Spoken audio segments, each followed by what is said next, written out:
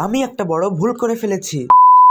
তো কিছুদিন আগে আমি অনেকগুলো ক্লে কিনে আনছিলাম আর এখন দেখি বেশিরভাগ ক্লেই শুকাই গেছে। এখন তো আর আফসোস করে লাভ নাই, চলো আজকে এটা দিয়েই কিছু বানাই ফেলি। তো এখানে আমি একটা শক্ত কার্ডবোর্ডের উপর নীল এবং সাদা কালারের ক্লে মিশিয়ে একটা সমুদ্র ইফেক্ট আনার চেষ্টা করছি। এরপর আমি কালো এবং সাদা কালারের ক্লে মিশিয়ে পাশ দিয়ে কিছু পাথর বানিয়ে দিয়েছি। চলো এখন তোমাদের সাথে একটা সিক্রেট টিপস শেয়ার করি।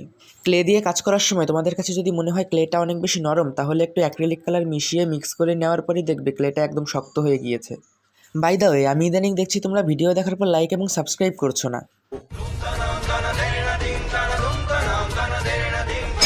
ভাই এরকম মজার মজার ভিডিও মিস না করতে চাইলে এখনই লাইক এবং সাবস্ক্রাইব করো। তো যাই হোক, এরপর দুটো হাঁস এবং একটা পদ্মফুল বানিয়ে দিতে হবে। তারপর ভার্নিশের মোটা একটা কোট লাগিয়ে দিলেই রেডি আমাদের অ্যাস্থেটিক লোটাস পন্ড।